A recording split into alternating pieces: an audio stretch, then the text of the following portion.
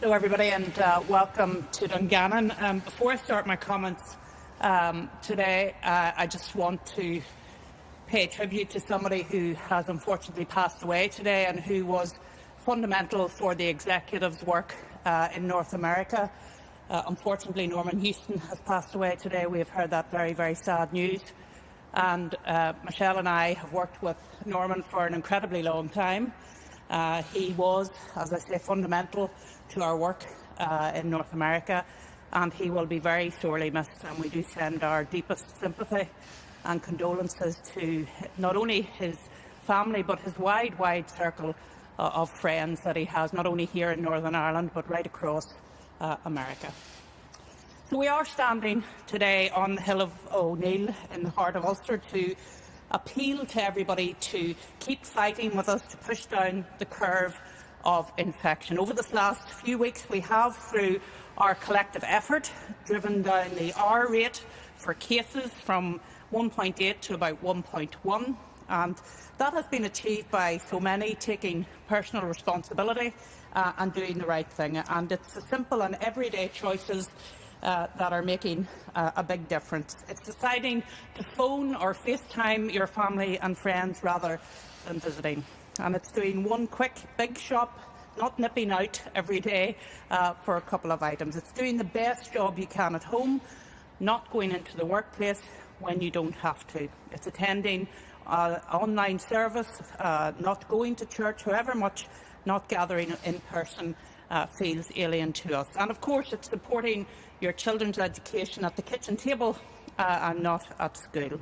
I do want to thank each and every person who has made difficult but positive choices, and also to thank the many retailers, employers, faith leaders and teachers, along with so many right across society who are working hard to make it possible for people to stay at home.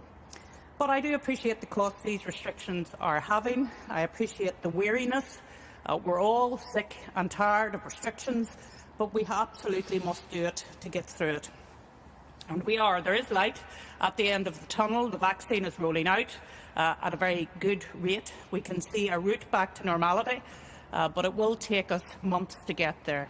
Today I express special thanks to everyone who works in our hospitals. There was an all-hands-on-deck call made at the weekend, and the response was overwhelming.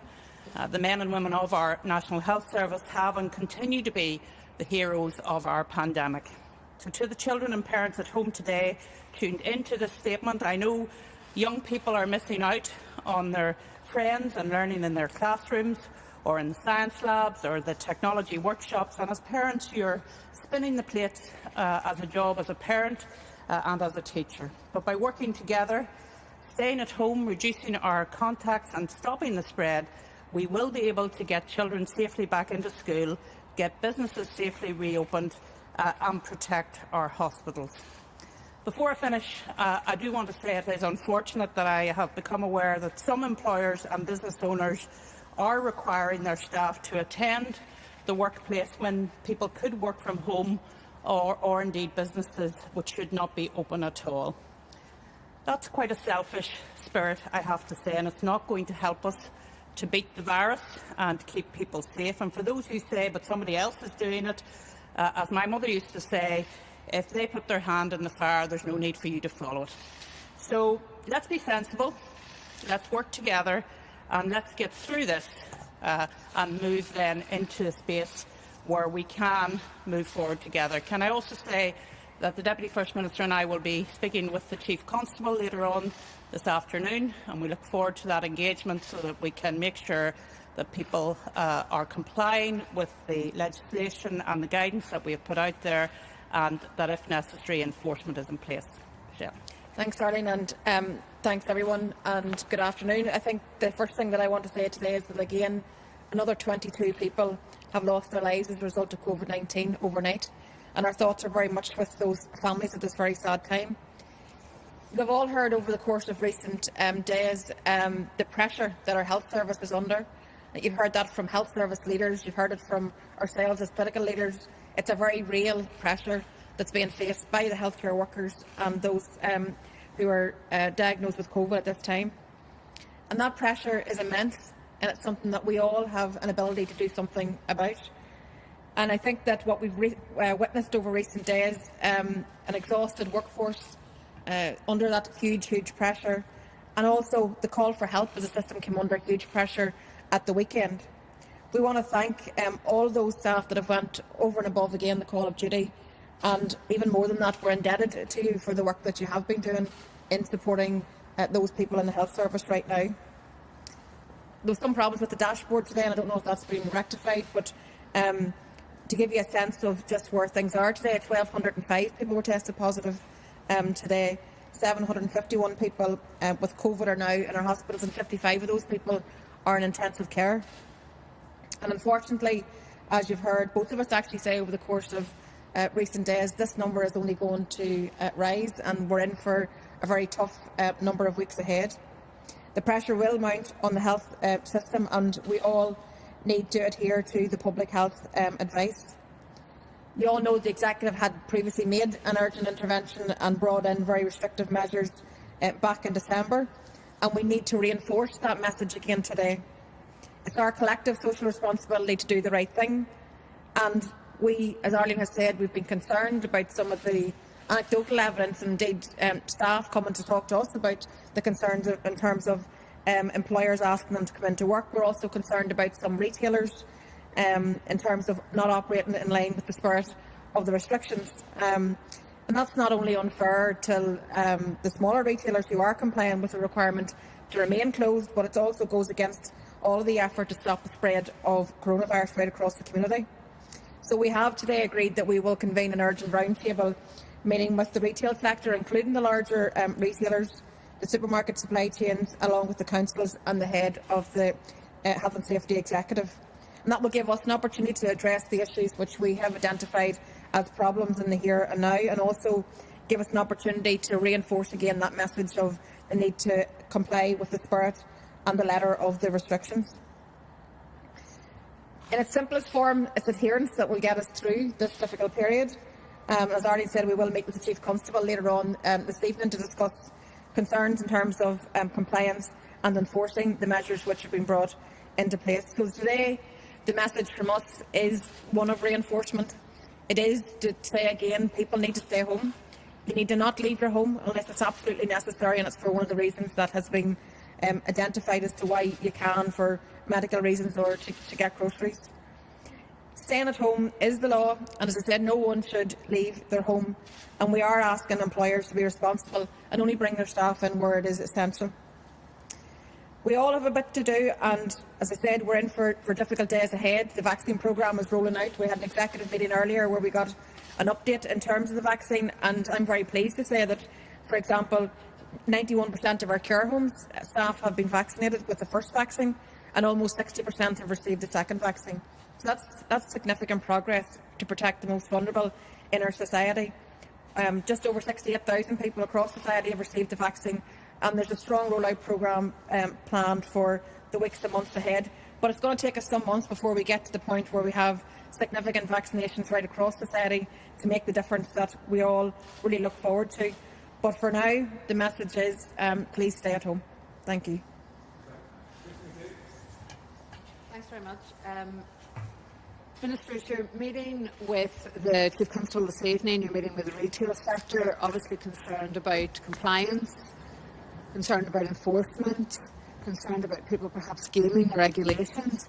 Do the regulations need changed, and what would the message be to first the Chief Constable and to the retailers? Well, I mean, the message today is one of reinforcement, so it's to drive home the stay-at-home message again, to ask the public to work with us and to say that we're in for difficult times ahead. For the Chief Constable conversation, it's about what's the PSNI's experience of dealing with enforcement, with the additional enforcement powers which we obviously brought forward in terms of being able to allow them to return people to their homes, for example. It's about what are the challenges that they have in terms of the enforcement, and then what else can we do? Is there anything else that we can do? So we're very open to having that conversation. So it's about the here and now. How can the PSNI best respond? How can everybody else best respond? Because obviously councils, Health and Safety Executive, others have a role to play in terms of enforcement. And in terms of the retailers, we want to talk to them about the things that we've already identified to be problems. So the fact that the smaller retailers have stayed closed, they're doing the right thing, they're working to the spirit and the letter of the regulations.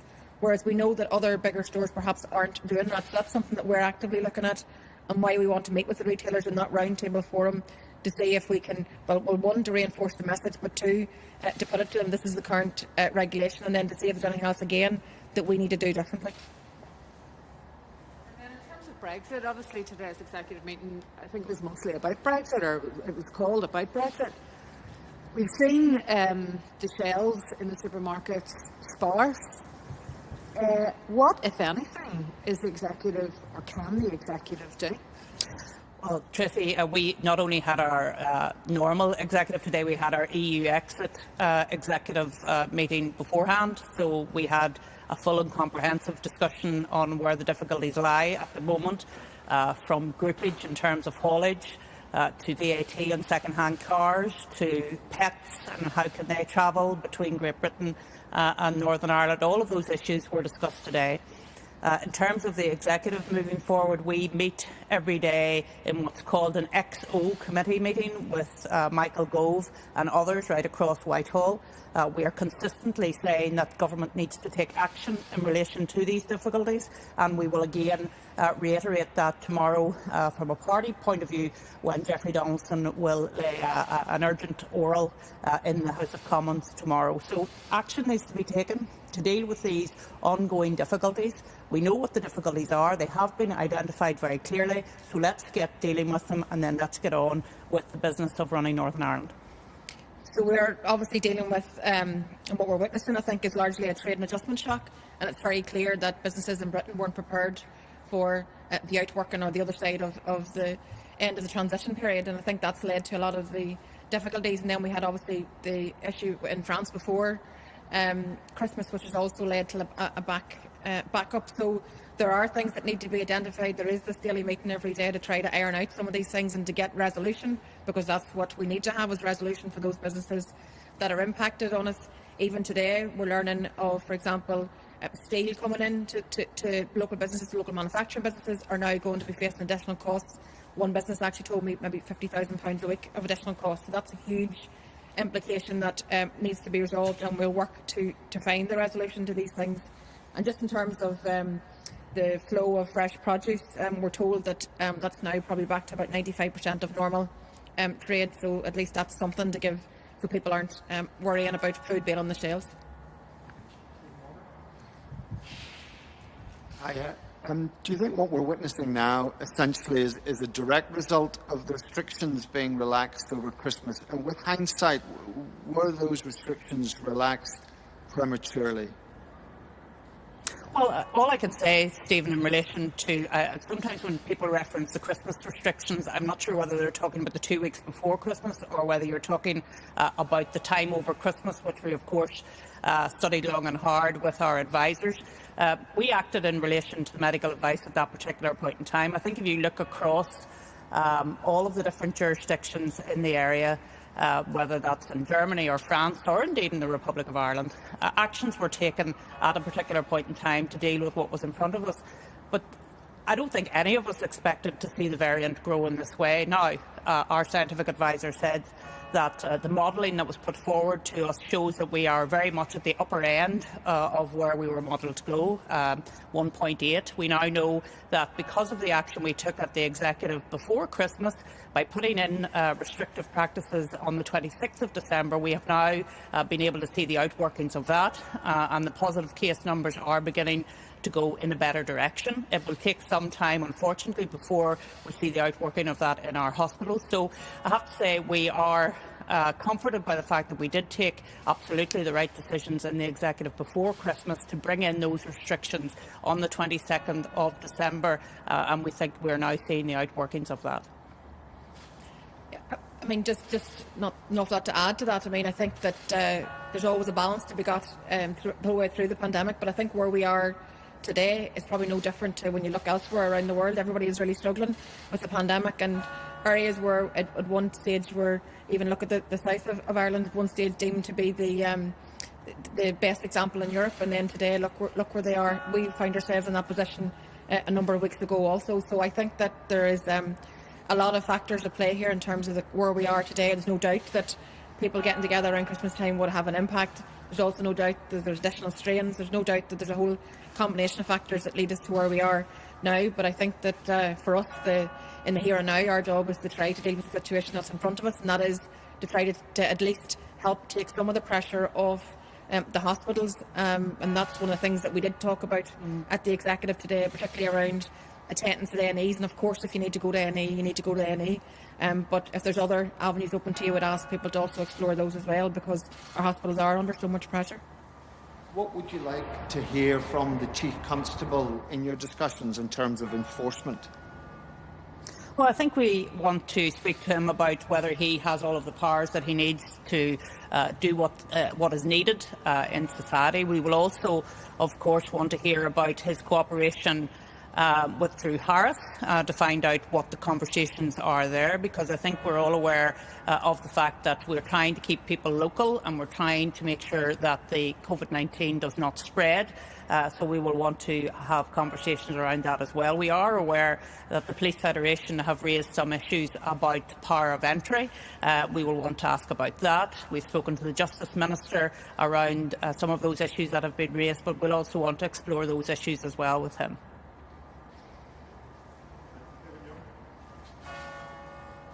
Given where we are with the virus and the situation in hospitals, is it realistic for people to expect that we will emerge from this period of lockdown within the 6 weeks as it was originally set?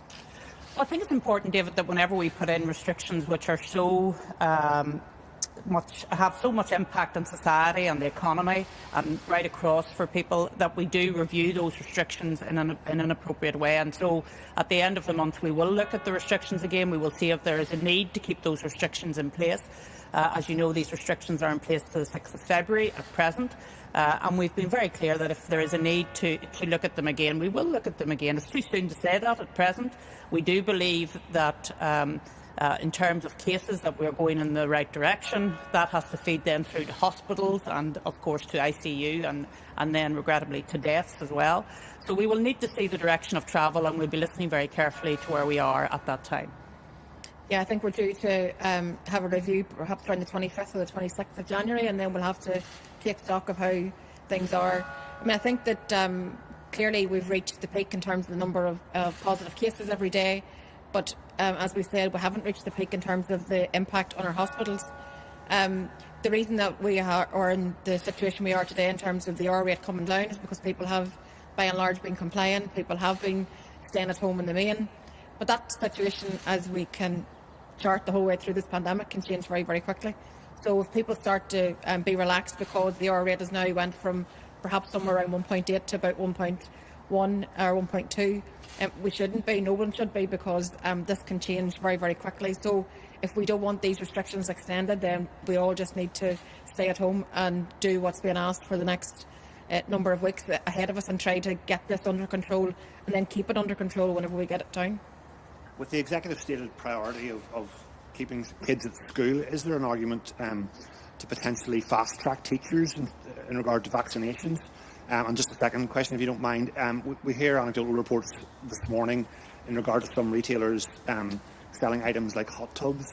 I mean, is there an argument for a move where non-essential goods would have to be sealed off within retailers that also sell essential goods? So we're discussing some of those things at the moment, and we'll continue that into Thursday's executive. But certainly we have to look at, I mean, people shouldn't be selling the non-essential items. It should only be essential shopping right now, and that's set out very clearly. But we are aware that that isn't the case across the board. So some of the things we're looking at are what measures we can take to try to deal with that situation. We have to look at elsewhere. So Wales, for example, tried to cordon off certain areas, and that was a disaster. It was a mess and it didn't work. So we want to avoid that. But we're also looking at, for example, floor space, percentage of the store selling food, for example, and we're working our way through those things at the minute. But so clearly it's a difficult situation, but something that we are looking at. And in terms of schools, we do put a premium on keeping the schools open, and nobody wants to be in the position where children are being homeschooled. It's difficult for children, it's difficult for the teaching staff, and we certainly don't want a prolonged period of that. But obviously the situation as we have it right now meant that we had no choice other than to take the decision on schools. There is a strong argument now made in terms of the teaching staff and them being vaccinated. I have a lot of sympathy for that argument, and certainly actually believe the Education Minister also has sympathy for that argument and has made that case. But I think that in terms of the rollout of the vaccination programme, the Health Minister tells us that priority list has been considered in depth. But I think we should still make the case that as quickly as we possibly can, we should be vaccinating teachers and other people who work in the front line, because there's many people who actually work on the front line. And I'm glad, like even for example in the last week or so, we've seen domiciliary care workers, for example, being invited in to be vaccinated, because there are people who are in the front line as well. So I think that as the vaccine comes on, the more it's manufactured, the more stock we have, then hopefully we can open up the categories of people who get the vaccine. So the vaccine priority list is decided by the Joint Committee on Vaccine and Immunisation, so they take into consideration a whole range of issues, including the impact that vaccinating a group of people has in relation to deaths, actually. And it was very interesting to hear from the Deputy Chief Medical Officer in England, who told us that if you look at care homes, for example, if you vaccinate 43 people in a care home, that saves one life. But as you go down the age groups, you have to vaccinate more and more people to actually save a life. So they've looked at all of these things, and whilst of course we have sympathy for vaccination, particularly of special needs teachers, and we are delighted that domiciliary care workers are being vaccinated now as part of the health rollout, it is important to say that there has been a lot of thought and a lot of preparation put into the priority lists in terms of vaccination, and that's why we are sticking to that. And I have to say, making great progress, as Michelle has said, in relation to our care homes and indeed to those of our residents who are over 80 as well. So we're pleased to see the rollout of the vaccine is going well. There was much talk before Christmas of the possibility of patients from Northern Ireland being sent to hospitals across the border for treatment. At the North-South meeting in Armagh shortly before Christmas, Simon Coveney made the point that the boot could soon be on the other foot and that they might need to ask for help. Given the spare capacity in the Nightingale Hospital in Belfast, particularly for ICU beds, while numbers here are escalating, have you given any thought to making some of those beds available to patients from across the border in the Republic? Has any formal offer been made? Has any formal request for assistance been made? And if such an offer was taken up, would the HSE have to supply staff to look after those patients, given the staff shortages here at the moment? Well, it's clear we're in a very grave situation across the island, and particularly in the 26 counties where you can see the alarming rates in terms of positive cases. And of course, the whole way through the pandemic, we've always made the case that we should be cooperating north-south and also east-west. We should be cooperating as much as we can. And of course, we need to share resources whenever each other are strained. And as I said, at one stage in the last sort of month, the situation in the north was exactly where the 26 counties is this evening. So I think that absolutely we have to work together, collaborate, share resource and support each other, because we're dealing with a global pandemic. And in terms of the detail of staff being provided and all of that, I couldn't answer that question, but I'm quite sure that the health ministers will have that conversation, and I'm quite sure that there'll be a willingness in order to be able to facilitate each other where the need requires it. I don't think there has been a formal request made, Vincent, in relation to assistance, but it certainly was something discussed at the Executive today.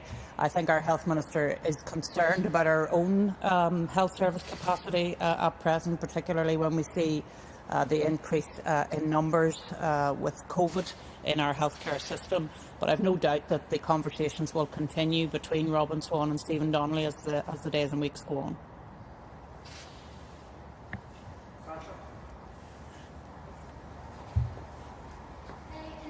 Of curfews, have you looked at that yet? And if you have, what timings would the curfews be in, and how much of an impact would that have on the spread of coronavirus? Well, we act, as you know, when the medical advice comes forward to us with particular interventions. There has been no further interventions requested. And I think, Sacha, that's because if you look at where we were in the middle of December, a decision was taken based on advice that we needed to act on the 26th of December. I think some people were taken by surprise around that, but we, with hindsight, it was absolutely the right thing to do. So because of that intervention then, we are now seeing our positive cases going in the right direction. It doesn't take away from the pressure that is on our hospitals at present, so we have to reiterate the message that you should stay at home, you should cut down on your social contacts, and you should only go to A&E if absolutely you need to go to A&E, and if you need to go to A&E, that's fine, you should go to A&E, but if there are other options open to you, such as going to minor injuries or going and speaking on the phone for advice, you should explore those as well. So the issue of, as Arlene says, we respond whenever the health team actually put forward proposals. So I actually put the question directly today to the Minister, did we need to do anything additional, particularly around the hospital situation? And the very clear advice back has been to ourselves was that we needed to reinforce the message to stay at home, and that's the best thing that we can do in the here and now. So there was no talk at this stage of bringing in curfew, but as we have witnessed for the best part now of 10 months, the whole way through this pandemic, things change very, very quickly, and sometimes we have to react. So I'm not saying that won't ever be the case, but for today, things remain as they were, and the message is just to stay at home. Shielders as well, they have been calling for that guidance to be put into law so they can be furloughed. Would that be something the Executive would consider on Thursday? Well, certainly we are very sympathetic to those who are especially clinically exceptionally vulnerable and the needs that they have, and we would ask employers to work with those people and look, I'm not taking away from the fact that employers are under incredible pressures, and I think we all recognise that given the year that we've had, but we also would ask them to work with their staff and to recognise if there are those who have vulnerabilities, to recognise that and to try and accommodate them to stay at home at this time. Thank you.